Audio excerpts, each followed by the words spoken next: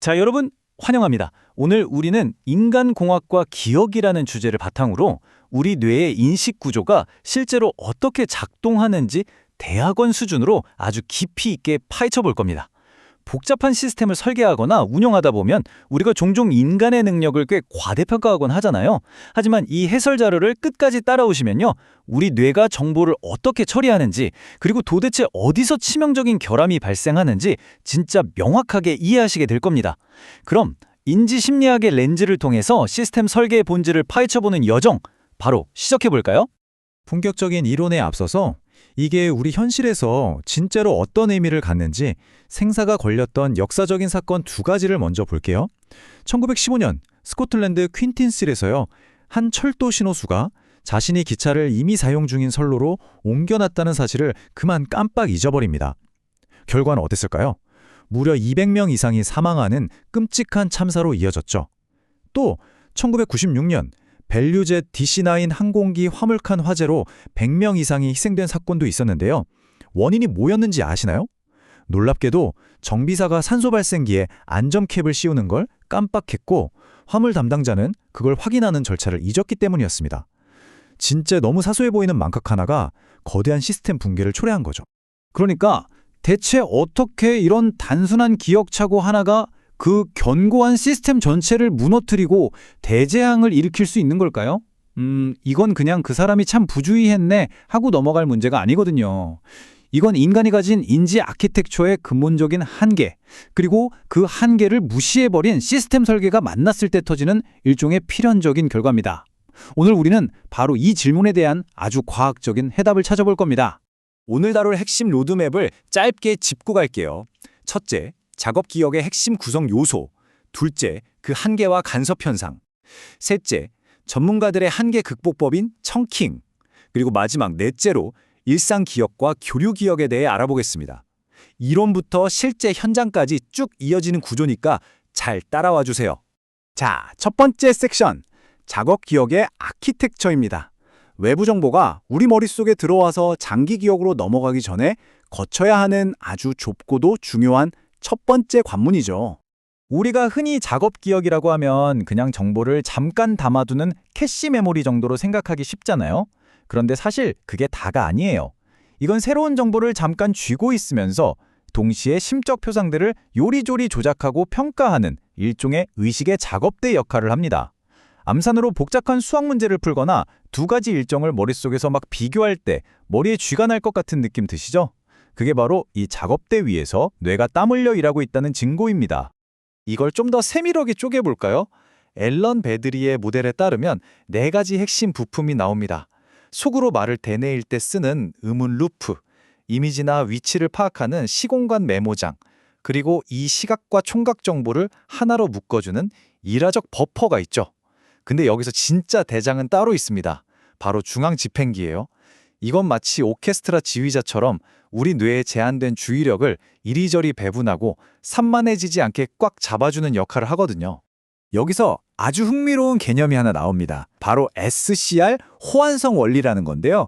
한마디로 우리가 보는 정보의 형태랑 머릿속에서 처리하는 방식이 찰떡궁합이어야 한다는 거예요. 우리 작업 기억은요, 시각 정보랑 청각 정보를 완전히 다른 채널에서 처리하거든요. 그러니까 시스템을 설계할 때 공간을 설명해야 한다면 지도 같은 아날로그 이미지를 보여주는 게 맞고, 복잡한 텍스트를 전달할 때는 짧은 음성으로 들려주는 식으로 코드를 짝지어줘야 해요. 만약 이게 꼬여버리면 바로 인지 처리 속도가 똑 떨어지면서 치명적인 에러가 나는 거죠. 문제는 이 정교한 작업대도 꽤 쉽게 삐걱거린다는 겁니다. 자, 두 번째 섹션, 시스템의 마찰입니다.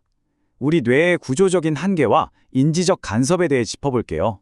인간의 작업 기억이 얼마나 금방 날아가는지 보여주는 아주 유명한 실험이 있어요. 브라운 피터슨 패러다임인데요. 사람들에게 글자 몇 개를 외우게 하고 속으로 되뇌이는 걸 막으려고 숫자를 거꾸로 세는 방해과제를 시켜봤어요. 결과가 어땠을 것 같으세요? 진짜 충격적입니다. 불과 10초에서 15초 만에 기억이 뚝 떨어지더니 20초가 지나니까 유지율이 그냥 0으로 수렴해버렸어요. 조종사나 관제사가 참단 다른 데 신경 쓰는 순간 불과 20초 만에 핵심 수치를 머릿속에서 완전히 날려버릴 수 있다는 얘기죠. 시간도 시간인데 용량은 더 문제입니다. 조지 밀러의 마법의 숫자 7 플러스 마이너스 2 다들 한 번쯤 들어보셨죠? 한 번에 기억할 수 있는 용량이 7개 안팎이라는 건데요. 근데요, 최근 연구들을 보면 진짜 현실적인 한계는 고작 3개에서 4개 항목에 불과하다고 해요. 진짜 놀랍도록 작지 않나요? 항공관제사에게 길고 복잡한 데이터를 무전으로 다다다닥 쏟아내면 절대 안 되는 이유가 바로 뇌의 이 옹졸한 용량 때문인 겁니다. 게다가 그나마 있는 적은 용량도 서로 부딪히고 난리가 납니다. 간섭 현상 때문인데요.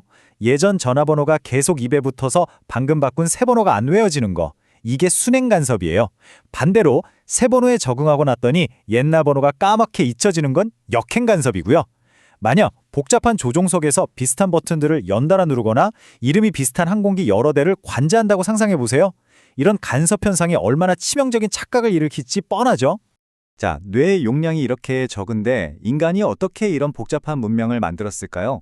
세 번째 섹션, 전문성과 청킹입니다. 뇌가 이 한계를 어떻게 돌파하는지 살펴볼게요. 비밀은 바로 정보를 묶는 기술, 청킹과 그걸 뼈대로 만드는 템플릿에 있습니다.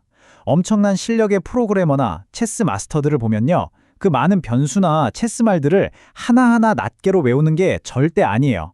장기 기억 속에 이미 저장해둔 패턴을 꺼내와서 수십 개의 정보를 하나의 커다란 의미 덩어리, 즉 청크로 묶어버리는 거죠. 초보자들 눈에는 용량 초과의 정보 폭탄이지만 전문가들한테는 그냥 단 하나의 정보 덩어리로 인식되는 겁니다. 이걸 기가 막히게 보여주는 실제 사례가 있어요. 유명한 연구에 등장하는 웨이터 제이씨 이야기인데요.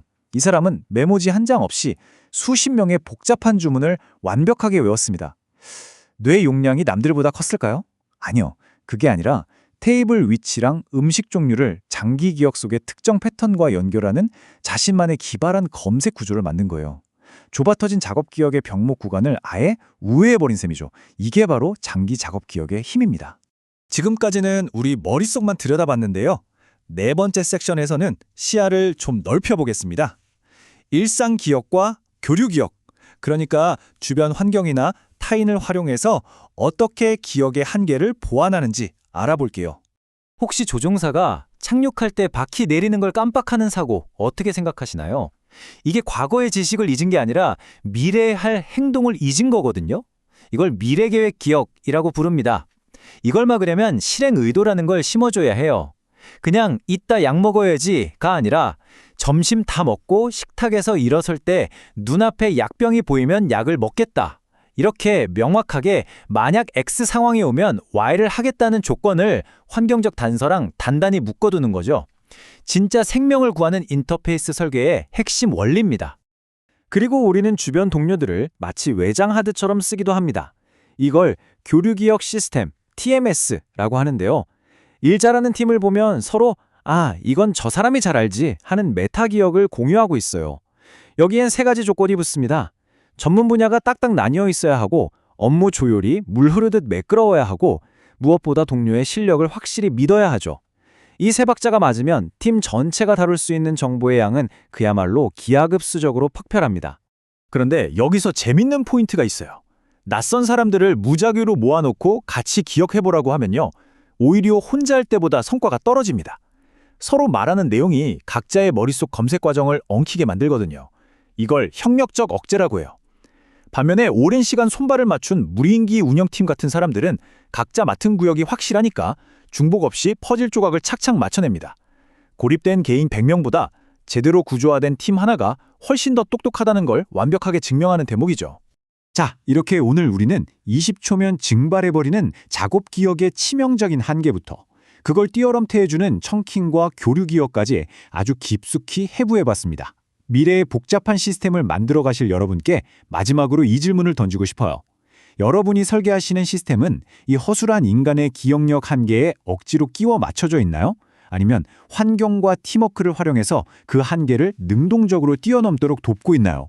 이 질문에 대한 여러분의 고민이 제2의 퀸틴스 힐이나 밸류제 참사를 막고 완전히 새로운 안전의 기준을 세우게 될 겁니다. 끝까지 함께해 주셔서 감사합니다.